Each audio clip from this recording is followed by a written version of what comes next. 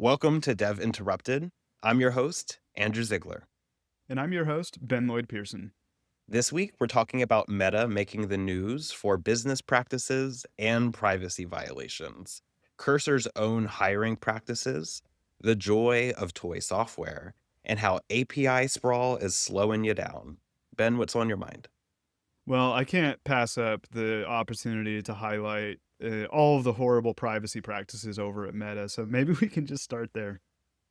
Okay, this is the story that broke the news in the last week, talking about Meta attempting to poach AI engineers from companies like OpenAI, and doing so with huge bonuses and paychecks and sign-on agreements, some of them topping $100 million. Could you imagine a compensation package from a competitor company with that kind of price tag attached to it? My mind literally cannot fathom what that kind of money feels like or looks like. Yeah, so obviously Sam Altman and Zuckerberg, they took it to the news, and there's been a whole news cycle about this. And Altman, proudly said that none of his employees took that offer; they all turned it down, and his employees believe in OpenAI. So it obviously became also a posturing conversation between the two companies. But it's really interesting to see because only a handful of companies can really play at this level. I mean, $100 million Yeah. sign-on bonus to attempt to poach competitor talent. What about the rest of us? There was a really good post that I saw on LinkedIn talking about this from Mohit Malik that said, "Real strength is not poaching; it's in growing, retaining, and respecting the people you already have." And so that was my positive takeaway of the story of, there's always opportunities to take those $100 million poach deals and invest them internally on making your own engineers the best in the field. Yeah, the thing is that Mark Zuckerberg in particular, I feel like he has a well-established history of using the like throw money at it strategy to like try to solve problems. So, on one hand, it actually would not surprise me at all if this was true. And it's if you look at Meta, they really were like an early leader in LLM research and development, and they made a lot of great advancements and open source contributions to the cause. So I think they really do deserve some respect and recognition for their contributions, like in the field of AI. But it really does seem like they are struggling to build AI products that people actually want to use. We've seen like Zuckerberg talking about AI social media bots that interact with you and become your friend, or Meta's out with their new like chat interface for AI that some people have been using. But I just feel like there's so many more interesting problems out there to solve with AI that like social media just isn't. It's not really it. So I kind of imagine that Zuckerberg feels a little bit behind in all the AI hype. But when I really dig into this, it feels like something's off. Like if this is true, it is truly a ridiculous sum of money. Like Truly. it feels, if it's true, it feels like an attempt to disrupt a competitor rather than any sort of like real investment into AI. And I personally would not trust this offer unless there was like some sort of substantial compensation that Yeah. indicates that like Meta revokes this offer suddenly, because I feel like that's a real potential here. But honestly, I just don't really take the personal drama of random tech billionaires too seriously because at the time of this recording, Zuckerberg hasn't responded to any of this, so it's just the conjecture of a single person, and Altman could be playing his own games here. So, but I will say this: if I were an OpenAI employee and I heard that my peers were being offered this kind of money, I would start wondering, hey, Altman, am I also worth that much? You might turn up your nose at the Real Housewives of Silicon Valley, but I'm definitely going to stay tuned to the gossip, and we'll let our listeners know if any new developments happen. Yeah, so I mentioned the meta privacy stuff, so let's dive into that too, because let's just keep this meta hate train going a little bit. Well, it's a nuanced hate train, but the next part of it is quite interesting because I think that if Meta can pay $100 billion for signing bonuses, they can probably handle whatever fine they're going to get for breaking GDPR and DSA and DMA and all the other alphabet soups of privacy enforcement out in the world. Because Meta, there was a news broke, another one this week about them, about how they devised an ingenious system called local host tracking that bypassed even things like Android sandbox protections that protect your identity while browsing in incognito mode. And incognito mode is something that we all take for granted, and obviously, there's always a way for your identity to be compromised through while using incognito mode. But how this one worked is, basically your Facebook and your Instagram apps, they would set up like a hidden kind of like a intercom basically inside of your device. It was a port that would listen. And so when you would use incognito mode,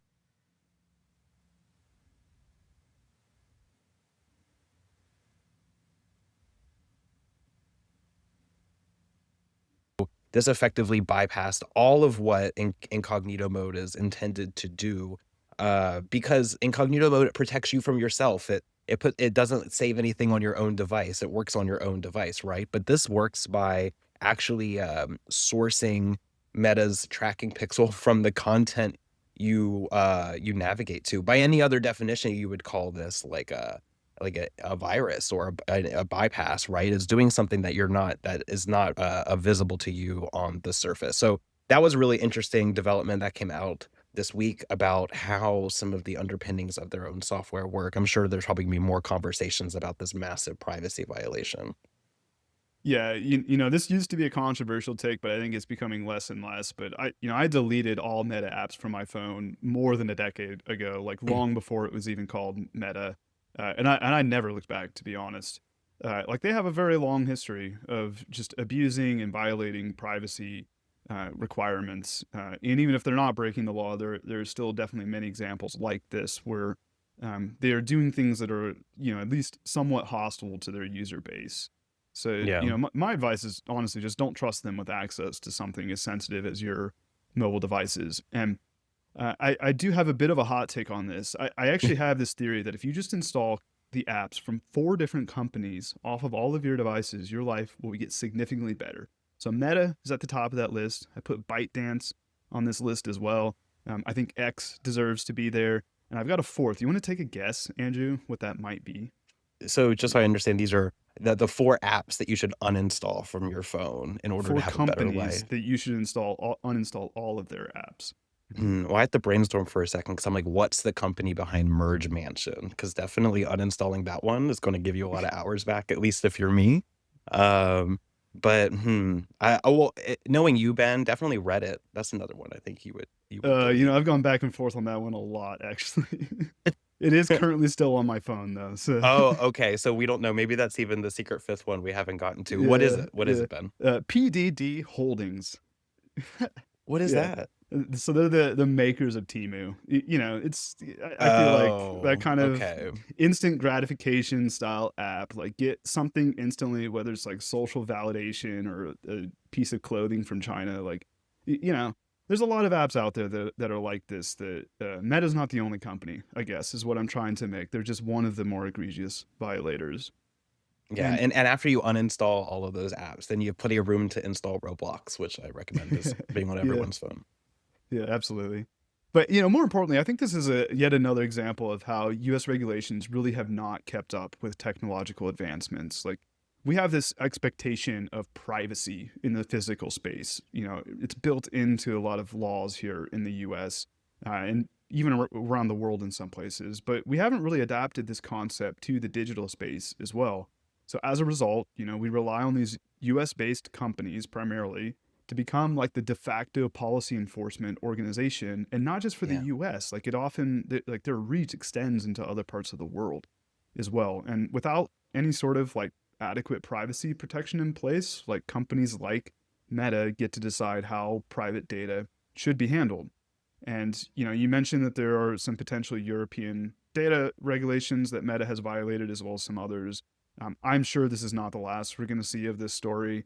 But I just want to say the privacy researchers who discovered this like deserve kudos for this work. Like I really love when people uncover this type of stuff and share it with the world. So great job to them. Yeah. So all right, Andrew, let's talk about Cursor now. Yeah, so Cursor's a hiring playbook was discussed a bit in the news. I think it's just worth calling out for just a brief moment because, as everyone knows, Cursor's been under like a magnifying lens from the rest of the industry. Everyone's been trying to figure out how this like ARR hyper unicorn grew from 100 million to 300 million ARR in just 6 months, right? So everyone's looking closely at fundamentals of a company like Cursor. So in the last week, we got a closer glimpse at how they hire their engineers, and it's a good look into how an AI first company is looking at evaluating new talent. So on day one, these candidates are onboarded within the company, just like for the sake of like the engineering orientation around how they work. They're briefed on a project they'll be working on together with a staff member and introduced to the team's workflows, tools, and goals. So effectively, you come in to shadow to work when you kick off your interview process. And they actively contribute towards brainstorming solutions, attending meetings, and they effectively collaborate as a full-time member on this by this end of the second day. And that entire process, it has a feedback loop where they're constantly talking with their hiring manager, with their potential future teammates about the process and what they're working on together. So it's actually really fascinating to think that just for interviewing and for bringing in new talent, that they have such an open door on how they work and what they're working on and when they're evaluating new talent. So that was like something that really stood out to me. The other thing that really stood out is that at no point in this conversation is there an arbitrary take home exam or a coding leak code test or any other evaluations, because these engineers, they do code while they're there, but they're more focused on evaluating their communication and problem solving skills. Yeah, and I find it interesting that they don't allow AI in any of their interviews, which is the type of thing that to me really feels like it only works for companies like AnySphere, which is the company behind Cursor. They don't necessarily need to test candidates on AI skills because it should naturally come out within the interview process. Yeah. And what I mean by that is, Andrew, you and I, we use AI a lot here at Dev Interrupted now. Like it's really unlocked a lot of new workflows for us. It's accelerated a lot of routine work. It's been just a huge change to how we get things done. And as a part of that, we've adapted new language, new practices, new tooling. We've become familiar with this whole like new space of operating. So if we were going to interview somebody to join this team, for example, I think it would become pretty relevant to us or pretty obvious to us pretty quickly whether or not that candidate has, sort of built AI into their lives because they would either have the same understanding in the language that we use or they wouldn't. And if they didn't, then, it would come out pretty easily without having to like ask them to use AI as a part of the interview, for example. Yeah. But what I really, really love about this is there's so many stories out there about AI taking over the hiring process. It's actually like really comforting to see an story that is distinctly human. Like they're focused on the human side of the experience rather than like, can you produce more code with AI kind of Yeah. challenges. So it's pretty cool to see. Totally. All right, what's next for us, Andrew? Yeah, so, I mentioned at the top of our news segment that writing toy software is a joy, and there was an amazing article I read last week from Joshua Barreto. He's as someone myself who was like a hobbyist dev turned engineer, like many of these joyful game dev projects he listed out were things that I certainly tried to do or worked on as part of building my problem solving skills with code and experimenting with one-off projects. And so he gives a recap in this article, some of his favorite toy coding projects, and he gives a list of ones that he recommends any kind of hobbyist game developer or just code writer would try. And what's great about these is there's so many parallels in them to solving high-level problems in software engineering that when you look at these steps, you really do see how the evolution of someone's skills can evolve through projects. And there's a few in here that were really fun to me that I've actually done before, like some ones I'll call out were like a regex engine. Like I've written one of those before. A physics engine, who hasn't, if they've never done game development. Your own text editor, definitely hacked around with that. A rasterizer, I love working with shaders in the browser. So, and the last one that really made me laugh was an ECS framework, which for those that don't know is entity component system, and R really, that's, like, something that a lot of hobbyists, game devs aspire to have is a perfect version of one of those systems. So great list, highly recommend y'all check it out. Yeah, it's pretty awesome. Yeah, I really love the personal project. I am gonna disagree with the author on one key point that they make, that like, I think somewhere in this, they make a point to not use AI for these projects, and I actually have the complete opposite perspective on that. I've recently started like almost relearning how to code because I've sort of been out of the practice for a little while just with the type of work that I've been focusing on. But with all these new agentic AI tools, I felt the need to get back into it and to start not really learning from scratch, but in many ways like starting from not square one, but like square two or three in many cases. And I think the important thing is like, yeah, when you let Cursor or Copilot do everything for you, you're not going to learn anything from that. But it can also be an immense help when you are actively trying to learn. So, I think my next experiment is actually going to be working with like Cursor rules that help make Cursor more of a guide that helps me solve problems rather than it writing all the code for me. Because I have really been focusing on like the fundamentals with this because I feel like that's important when we're adopting this new technology like this. Totally. Yeah. So what's our last story, Andrew? Yeah. So last thing we're covering in our news is there was a new report that came out and recently that actually it dropped today. And I've been looking at it, and really, what's fascinating about this report from Apollo GraphQL is it looks at the state of API orchestration within organizations, and there were some really profound stats that I saw this morning when it came across my desk, which is why I included it in our discussion. Things like 76% of enterprises can't make quick changes due to rigid infrastructure. Like, come on, that's something we talk about on here all the Yeah. time. I don't think that's Less than surprising at all. yeah, less than 30% can test their software without cross-team coordination. That's a reality within many teams. You get these disjointed workflows. Yeah, And then and I think 52% of it's also a commonly sorted bottle or commonly cited bottleneck for companies that are adopting AI, right? Like they still have these testing workflows that get bogged down. oh, yeah, absolutely. Like, if you generate a lot of code, then you're just create more, throughput later on in your pipeline. You have to have the means to support that. We've talked about that extensively even in our webinar we had recently. Yeah. Another one here too was the 52% of organizations struggle with large-scale code changes. That's a reality. Large companies are having trouble, doing this digital or rather this, like, AI transformation and modernization of their software, their infrastructure to handle how technology is being built now. So I really recommend everyone checking out the State of API Orchestration report. I'm going to include it in our newsletter, and it's something that helpful to keep in mind that as your workloads scale, this kind of thinking of orchestration, it's not just helpful, it's mandatory. And there's a lot of research in here that highlights how you get these performance gaps if you don't prioritize it. So I know our audience loves these kind of data deep dives. We make them all the time. We read them and cover them here all the time. So if you want to read this report, we'll include it in the newsletter. And as a final tidbit here, I'll leave you with is that we're actually bringing the CTO of Apollo on to Dev Interrupted in the upcoming week. So stay around for Matt DeBurgalis. He's going to be coming up later this summer. So stay tuned for that one. Yeah, it'll be really great. Really great to learn from Matt. And what I really love about this is it actually aligns with a lot of the research we've been doing here at Dev Interrupted in partnership with Linear B. As I mentioned, there's lots of bottlenecks outside of code production that AI really is not unblocking yet. And I think it's really important that engineering teams just don't rush off to generate more code without fully understanding the impact of it. We just published this 6 trends in AI driven software development guide.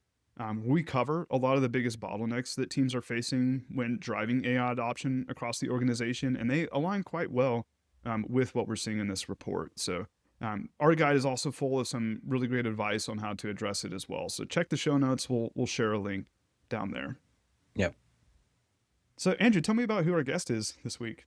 Yeah, this week I'm sitting down with Kabir Bedi at Amazon Ads, and we're taking a look at what video generation can mean for mom and pop businesses, how AI engineering culture works at AWS, and how Kabir's team built an AI product and brought it to market, while the fundamentals constantly kept evolving around them.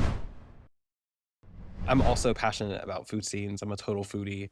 I actually ask a lot of guests when they come on here about places they like to go and like to eat. So when I am planning to come to Chicago, I'm going to get some recommendations from you. I appreciate Of you course. giving me the heads up. And for Bro. those listening, This is not a culinary podcast. You have tuned in to Dev Interrupted. And today we're diving into how technology is reshaping video generation and how generative AI is a huge part of that evolution. We've seen some amazing developments recently, and today we're talking with Amazon. We're joined by Kabir Bedi, the head of product for image and video generation at Amazon Ads. And we're going to understand how generative AI is being used at Amazon and what it means for the future of generation. And also how engineering teams have come together to build this new technology that's opening up a whole new door to video creation for people just like you and me. So, Kavir, thanks for being here to dive into some of the advancements coming out of your team. Thank you so much, Andrew. It's great to be here. I'm very excited for our conversation and to discuss the latest AI launch that we just had, which is an enhanced video generator for brands to create videos. It's pretty cool to think that, like, a tool that allows creating new assets and new videos is kinda gonna be, like, right on the hands of folks, and, video generation is a really hot topic right now. Everyone is kinda tackling this topic, both with their new own technology and trying to use it in a consumer space, so there's a lot to explore and to learn from, and for the folks listening to Dev Interrupted, we're gonna see a lot of parallels in this conversation to things in our own world in software engineering and how tools and things available to us are changing and democratizing the way that we work. So, Kabir, if you were to give us like a big overview of some of that announcement, what were some of the biggest things that stood out to you, and what role did your team play in bringing those to fruition? Absolutely. So let me take a step back and first talk to you a little bit about what's the general problem that we were working to solve. You said it very, very rightly right now. A video is everywhere. Video is super important. We interact with video on pretty much most platforms that we all are on. Same goes for video ads. But the challenge that advertisers face is that video ads are really expensive to make. They take time, energy, effort, money, and so as a result, you have so many brands that were just not able to create video ads. So we set out on a mission to democratize video advertising so that all types of brands, whether you're a mom and pop shop that's selling one product on Amazon or a large brand selling hundreds of products, are able to use video ads. We launched we launched Video Generator in beta last November, and over the last 6 months have been receiving really good feedback from advertisers, and just now launched an enhanced version of it with a bunch of new capabilities that I'm super excited to talk about, that I think will really meet the need of those advertisers that have never been able to try video advertising before because it was too costly or too time consuming. And using the power of AI to really sort of bring their products to life in a way that they've never been able to do before. Yeah, this is like a great introduction to the problem. And I like that zoom in on it being accessible to, more mom and pop shops and places that didn't traditionally dive into huge scale asset creation and having the photographer come out and set up all of the stock imagery backgrounds or to buy all of those stock images online. It's like that there's a huge amount of effort that goes into constructing creative works for that type of business. And now to make it more accessible to them, but without sacrificing quality, but it allows them to kind of open the door on how they position their own products. And right out the gate too, you pointed out something that like stood out to me as a really big parallel is just making it accessible to as many folks as possible. You see the same thing happening right now in like engineers that are adopting AI tools. It makes end coding, like vibe coding, as you might call it, more accessible to more folks to Sure. try out to build things for the very first time.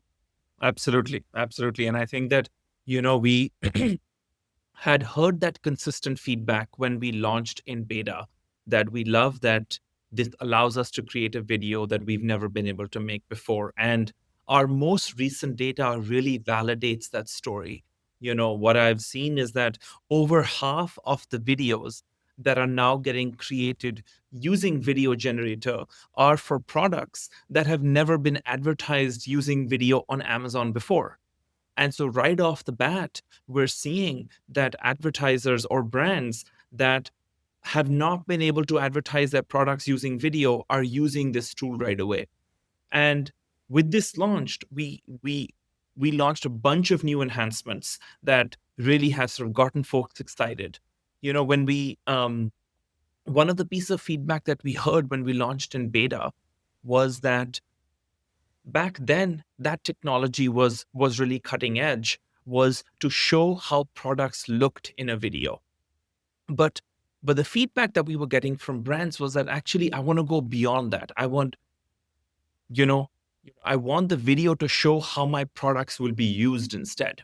And so that's one of the big pillar innovations that we've just launched, which is we've added a lot more realism that now shows products in use. A great example could be previously we could show how a watch looked on, say, a table. Now we can show how that same watch looks on a human's hand, showing how the human moves their wrist to see the time. So previously showing things on a flat surface really worked well for certain categories like kitchen or say home, but for things like apparel or electronics, brands wanted to show how their products are going to be used. And so that's sort of one of the pillars of innovation that I'm super excited about.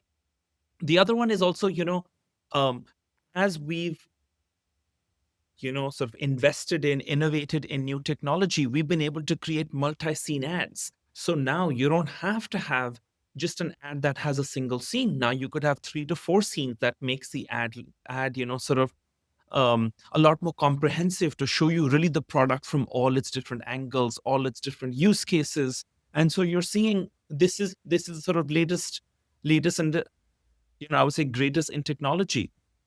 Similarly, plenty of other innovations like the ability for advertisers to now upload an image and convert that into a video, or upload a video and have us summarize that by actually identifying the key frames in it to create a video ad that suits that brand. So a bunch of new innovations have come out, and we're getting very strong feedback that I'm very happy about. Yeah, that's an interesting way of tackling the problem, and it actually brings me to one of my big questions I wanted to tackle in this conversation with you. It's about creating this tool, and really changing the level set, right, in which folks can actually approach video asset creation. But in doing so, you're getting a whole new generation of folks who've never used this tool before. So you have to think of all of the different ways they're going to interact with it.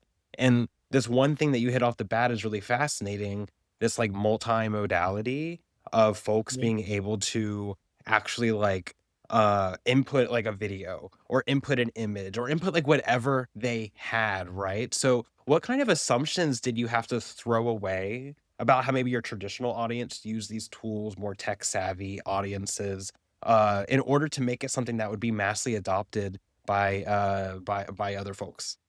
Yes, yes. So, one of the sort of assumptions that we worked backwards from was that we have to make it easy to use, which means how can we reduce the amount of input that's really needed from the user to give them a high quality output. So that's why one of the features of this product is that it's one click, which means that all the advertiser provides is what product they want to advertise, and we handle everything behind the scenes, which means prompting, generating the video, etc. And I was recently on an advertiser call where they really admired that. This was an advertiser that had been playing around with generally AI, and concluded that they felt that AI required a lot of high quality prompting to get a high quality output. And he told me that what he loved about this tool was that he didn't have to do any of that. He said that you've made it so simple for me that I don't have to think about what should be my input prompt, what should be the guardrails and the requirements for me to get a high quality output.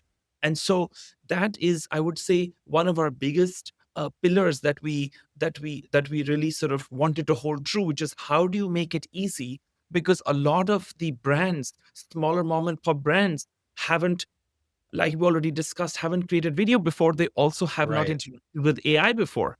And so you want to really make it simple for them by actually reducing the amount of decisions that they have to make, to also reduce their cognitive effort involved. You're really driving now at like the core of what I think makes this problem solved so fascinating is it requires this whole new mindset of innovation to build a tool that's going to be used at the scale by this broad of an audience. And um, I think there's a lot of folks that folks can learn from how maybe you approach solving that problem. So what were some initial things about bringing this to market that maybe, like, go against the grain, or you had to unlearn traditional mindsets to get it out the door. I'm talking about innovating on something that's you're building on a technology that's innovating so rapidly. Like, we've heard now all the things you've walked through that it can do and all the modalities in which you can interact with it, and it's, like, nothing short of impressive, right? And we're talking about video generation. So, what has it been like to innovate in that category as it's almost been like, speeding ahead with you as well in terms of just like every day there's something new. Absolutely. I think that the rate of progress is so inspiring that everyone working on this, including myself, is having so much fun in the process. Yeah. But along the way, I've also felt that yes, the way that we have to build these AI products, particularly this product, has evolved over time. Um, Two key things come to mind. The first one is, that what as part of this, when we launched it in beta, what we did is that we really brought the entire engineering and the science team right in front of customers, because we wanted the entire team to hear the feedback from the customers firsthand. When we are creating a video for a brand, it's a high responsibility. You are showcasing their product, you are bringing their brand to life. And so it's very important for everyone on the team to sort of be hearing about the nuances in the advertisers' feedback. Oh, I like the way that the video did X, or I didn't like that it sort of prioritized this aspect of the product rather than that aspect of the product. And and and actually, one great example comes to mind to me. We met a baby brand. They made baby books, and essentially two fathers, new fathers, that didn't like the books on offer when they became fathers, so they chose to create this brand, a small brand out of Ohio, and they had never created video ads before. Largely because one, it was too expensive to create video ads, and two, they felt that babies didn't make for very good models. And so in this interview with them, he really spoke about how, using video generator, they had never thought that they would be able to create video ads till they use this tool. And that feedback really sort of lit up the team. Everyone got excited about what we're doing. We also got some very valuable feedback of how we can improve things, how they wanted to highlight certain aspects of the product. And so bringing engineers as well as scientists into the room with sort of customers was a game changer. So that's one. And and and I think that permeates to all types of AI development, wherein everyone working on it must have their ear very closely to the ground. Luckily, this also matches sort of very well into one of Amazon's most important leadership principles, which is of customer obsession. The other area that I think that the team culture has really evolved is around experimentation, iterative development, around model improvement. All of these AI models are just progressing so rapidly that the team has sort of now developed a culture where we do multiple experiments a week. we're just constantly trying either different models, or we're prompting differently to see the output. And so it's an environment which is a lot more agile, a lot more iterative, and I would say dynamic. And those are the two aspects that I have felt for any team wanting to develop, um, has been important shifts for us, which is bringing everyone on the team closer to the customer, as well as viewing the work a lot more iteratively, because such is the rate of progress in the model development itself. It's really well said, and it also echoes what a lot of leaders come on this podcast and say about their own engineering teams. Those are 2 things that are that really help you stand apart and help you get ahead in this kind of environment. That impact-driven engineering where you're customer obsessed and you're the one smashing and building things together, but you're also talking with the folks using it and understanding their pain points and where they wanna go with it. That, like, it really helps developers build the best possible software, which is what we're all here to do, right? We wanna build really cool stuff. We want them to be, like, really impactful, and we want it to work for the folks that are going to use it. So, like, that key thing Absolutely. of bringing people really close to it, but even, like, I like how you included the scientists in that, the folks who are manipulating, looking at the data, trying to understand the patterns and, like, think of it all. They also need to be closer to those users and to how their technology is being used, right? So Yes, absolutely. Let me give you let me give you another example of that. You know, like I mentioned already, that this our enhanced video generator, one of the key features is that it can now show products in use. And right. that feedback that we got from advertiser interviews, wherein advertisers would share with us that I want to see my product how it's used rather than just how it looks. And it's the scientists that heard that feedback firsthand and then evolved our technology. Previously we were using outpainting technology, which was really Mm. cutting edge when we first launched with it, and they then evolved. And now we use subject driven generation technology, which is able to show products in use. And I think that the only way that we were able to make this leap was really to help the real folks, scientists who are actually building, iterating on these models, hear that feedback firsthand, that the advertisers, for example, wanted to show a shopper drinking coffee from the mug rather than Right. just seeing the mug on the table. And so I think that bringing folks into the room is has really allowed us to really unlock various levels of innovation, including just at the most fundamental model improvements as well.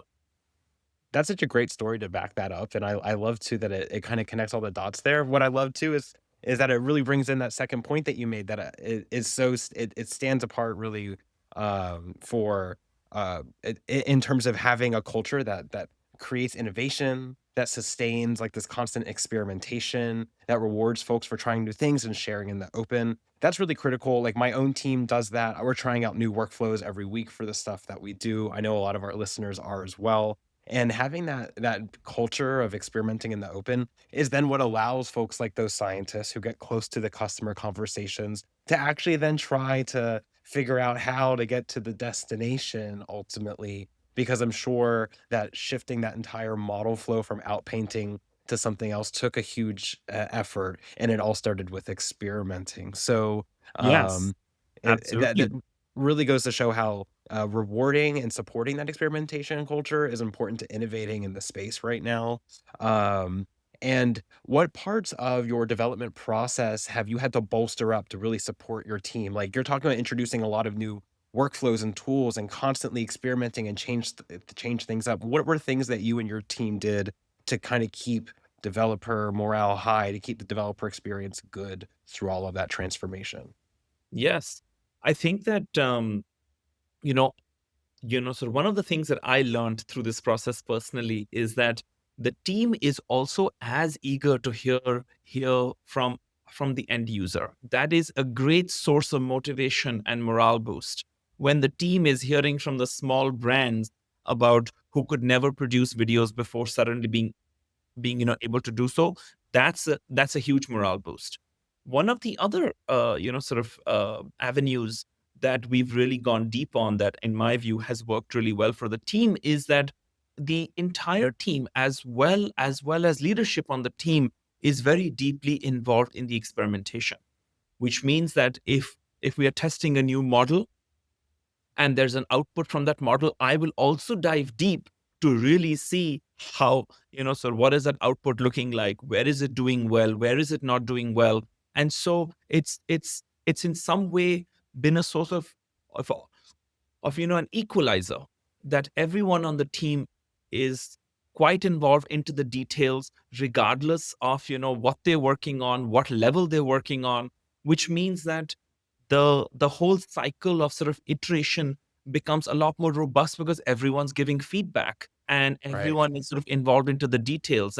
And that's been so sort of super fun for me as well. I love building products, and I also love sort of diving into the details of how are things working under the hood, where they're doing well, where they're not doing well. And so I've also personally really enjoyed working very closely one on one with scientists on the sort of minute of details. And so those are the two things that I would say, sort of bringing folks towards their customers is very motivating, and everyone being involved in the details is also very, very sort of inspiring to the folks, like the engineers and the scientists, so they know that you care very deeply about what they're doing. Yeah. And if a software engineering leader is listening to this and they're thinking, "Oh, I really need to create this culture where my own engineers can get closer to my customers and can listen to how they use my software, my tools." What advice would you give to that leader to start bringing those conversations closer together in a way that, doesn't disrupt? Yeah, the techniques that have worked really well for us for this product launch is that we have multiple times a week folks talking to various brands, and those meetings are open to everyone on the team. Whoever can join, sort of based on their calendar, uh, is sort of welcome to do so. And so a very simple way of doing it is to have a sort of recurring mechanism that constantly gives folks the option, and then not have an expectation that everyone has to join every time, but that Mm. they have the option to do so. And and actually, what I've noticed is that everyone finds so much value from those calls themselves, that they choose to attend. And so that would be my feedback and advice, is to have a mechanism that gives regular touch points for the entire team. Open that up to everyone. Still, if you want certain folks to guide the conversation with the sort of with your customer, that's okay, but allow everyone the opportunity to actually listen in. The other thing that often my team does, which works really well, is just going in a little prepared for what you want to talk to the customer about. Sometimes we want to talk about the multi-scene that we just generated. Other times we may want to talk about the one-click feature, and what they think about that. And so if you go in a little prepared, it allows folks to be in the right headspace of how to also navigate the conversation, and what they can learn out of it.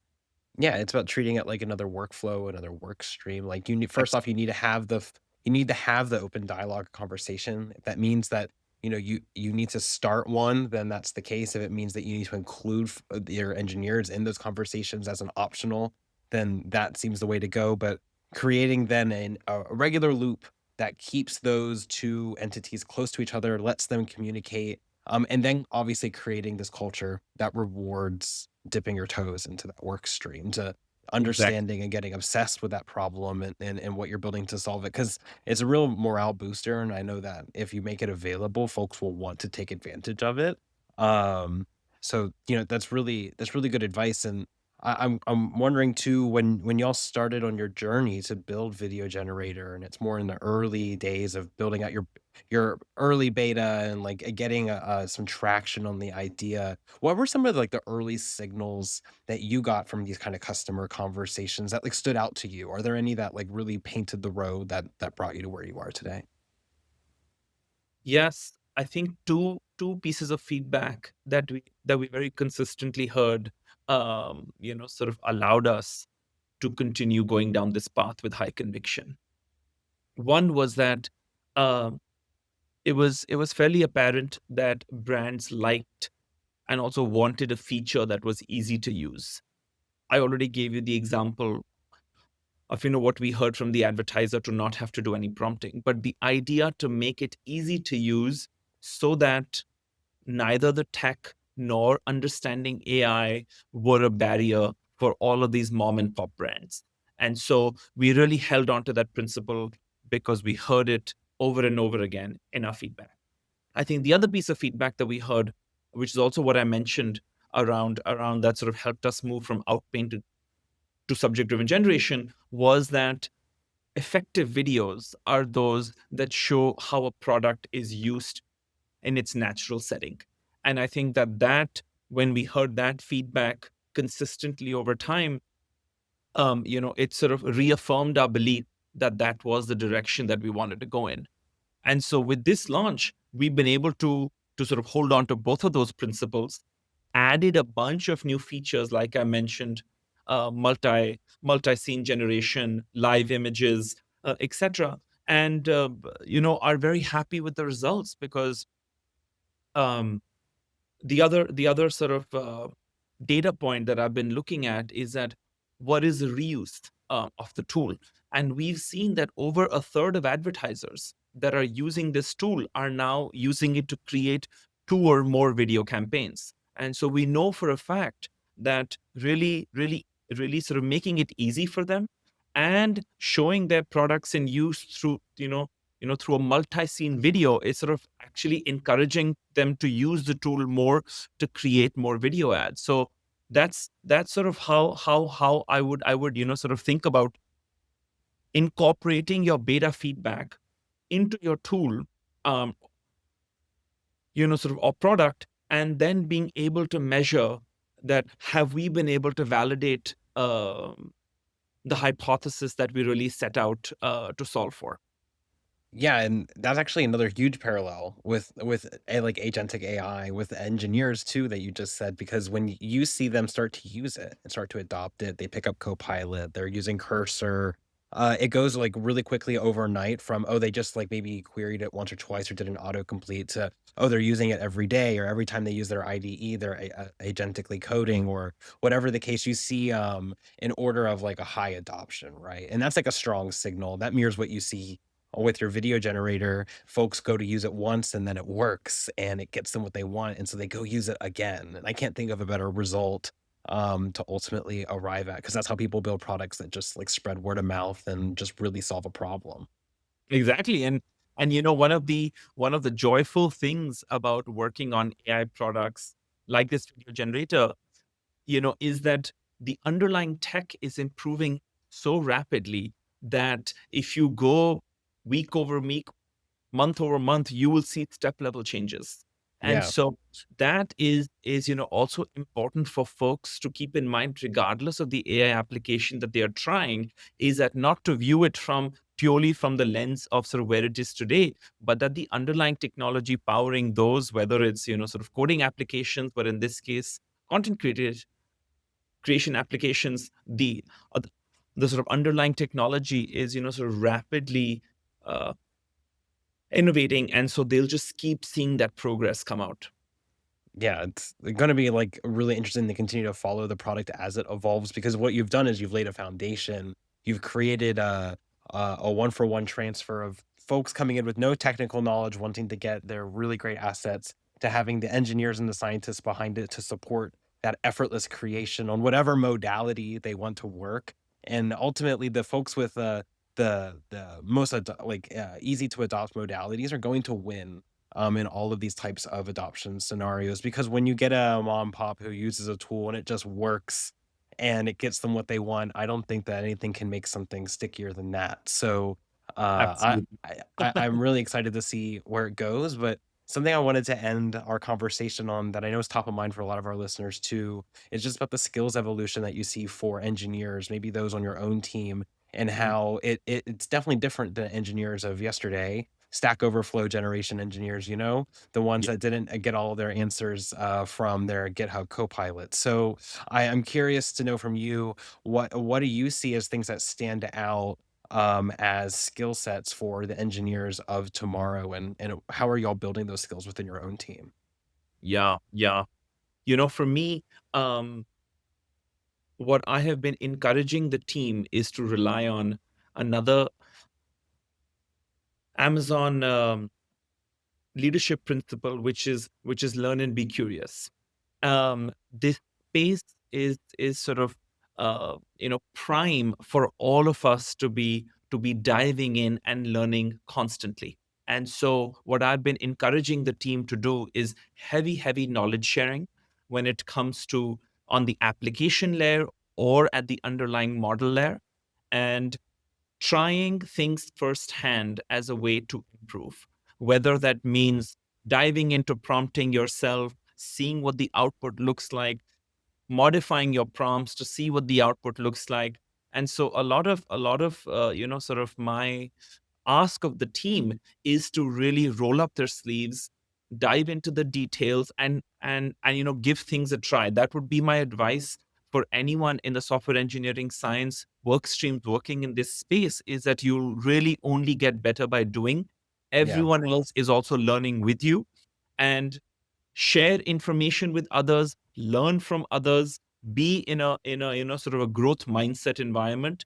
That's really the message that I've been sending to the team, and I think it's also brought about an environment of where folks are quite excited to sort of learn from each other. Everyone is constantly pinging, this is what I tried, this was the output, and not everything goes well, but that's part of the learning process. Yeah. And don't you know you can't win by sort of being on the sidelines. You have to be playing in the field, and so you have to jump in yourself. Don't be too harsh on yourself on the things that you know today. Just have a growth mindset. That would be my only advice. Okay, you can't win on the sidelines. I love that. You have to get in. You have to go play on the field. Like what a better way to what a great way to phrase it. I'm gonna be saying that forever. I'm really happy that you're able to kind of paint a picture for us of how this development happened for your team, how you're able to build and ship something that has such a huge impact on top of such a rapidly evolving tool. Folks, who we talk to, and it definitely, I know this is a common sentiment in a lot of our listeners' engineering orgs. Like, there's a paralysis around even just adopting AI tools and building them into your workflows, much less turning around and building them, productizing them, taking them to market, and having mass adoption on solving such a huge problem set for folks. So, I think there's a lot that we can learn from your engineering culture. So I appreciate you sharing it with us. Thank Um, and you. and, Thank and you. Kabir, for our listeners who are curious to know more about you and Video Generator, where would you recommend they go to learn about these kinds of things? You can follow me on LinkedIn, as well as get a lot more information on video generators capabilities, as well as the latest launch on the About Amazon blog, as well as the advertising.amazon.com blog. We posted information in sort of all of those places, as well as on my LinkedIn as well.